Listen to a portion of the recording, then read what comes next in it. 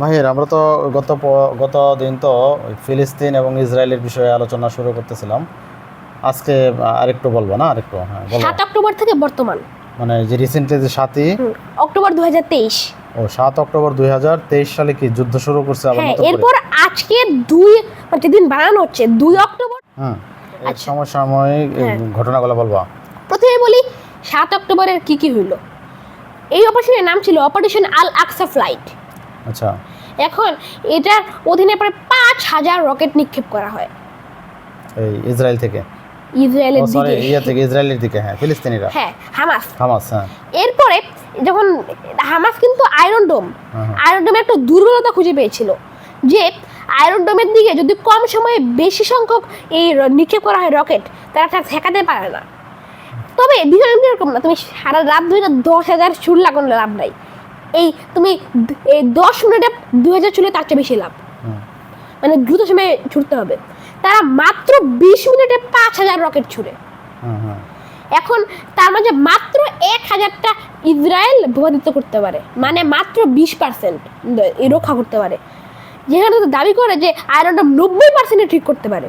এটা কিন্তু একটা বড় চোখে আঙুল দিয়ে বোঝায় দেয়। এরপর 200 জনকে তারা জিম্মি করে। এটা প্ল্যান কি করেছে হামাসের মোসাদের নাকের দিয়া করা হয়েছিল। মোসাদ কি ইসরায়েলের গোয়েন্দা সংস্থা? হ্যাঁ। এখন তারা 2021 সালে যুদ্ধ হয়েছিল না, ওখানে কিন্তু হামাস বাজেভাবে হারিয়ে গেছিল। কিন্তু তারা ওটা এক্সপেরিমেন্ট ছিল, যে পরের বড় যুদ্ধের সময় তারা আয়রন ডোমের দুর্বলতা খুঁজে বের করার চেষ্টা করছিল। এরপরে পুরা এক্সিস অফ রেজিস্ট্যান্স গবেষণা করে বের করছে।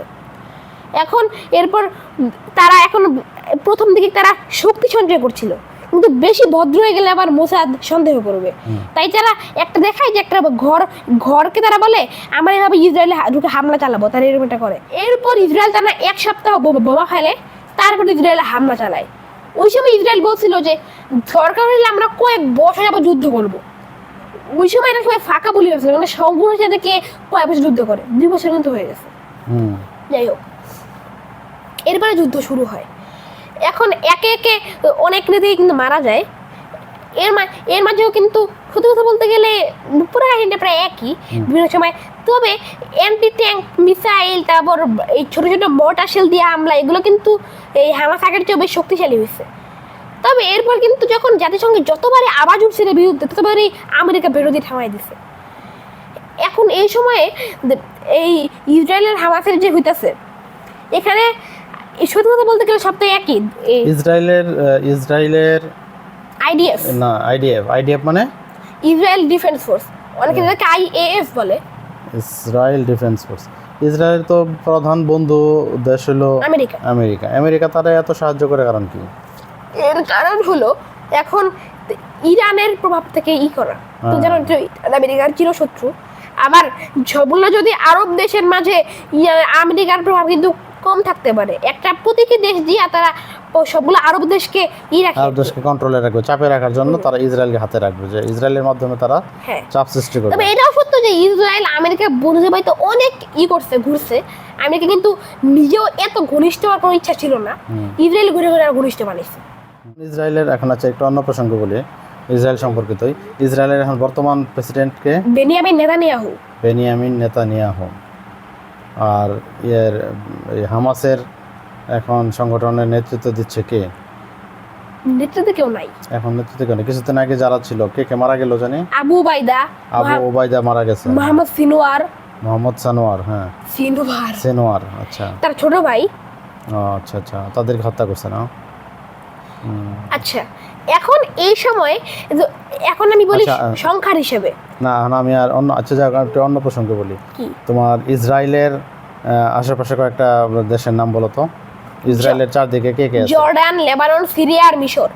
মানে ইসরায়েলের চারদিকের জর্ডান আছে, হ্যাঁ, সিরিয়া, লেবানন আর মিশর ইসরায়েলের চারপাশে। আর ইসরায়েল আর এই ফিলিস্তিনের গাজার চারপাশে ইসরায়েল আর মিশর, আর পশ্চিম তীরের চারপাশে জর্ডান আর ইসরায়েল। আর ফিলিস্তিনের তোমার প্রধান শহরগুলো কি? রামাল্লাহ, গাজা, জেরুজালেম, এগুলা। পশ্চিম তীর এগুলো তো নাকি? পশ্চিম তীর তো কোনো শহর না, কিন্তু মানে একটা সাইট, যেসব জায়গাগুলো নিয়ে যুদ্ধ মানে ক্ষেত্র তৈরি না পশ্চিমী শান্ত আছে বর্তমানে। বর্তমানে শান্ত না। এখন এই সংখ্যা যদি বলি, এই যুদ্ধ শুরু হওয়ার পর থেকে ইসরায়েলের মোট আহত ও নিহতের সংখ্যা 25,000 এবং ফিলিস্তিনের 3 লক্ষ আহত ও নিহত, নিহত না জাস্ট আহত ও নিহত। আর এর মাঝে হামাসের আহত ও নিহত 50,000।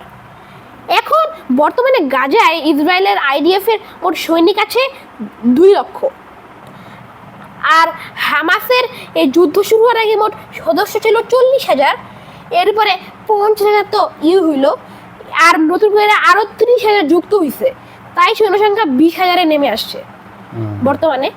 আর তবে বর্তমানে হামাসের সংখ্যা অনেক কমে গেছে, আর ইসরায়েল আরো সৈন্য পাঠাচ্ছে, তাই বর্তমানে বিষয়টা খুবই হয়ে গেছে। যাই হোক, ঠিক আছে, তাহলে আজকের আলোচনা এই পর্যন্ত। আজকের আলোচনা এখানে শেষ না? ওকে।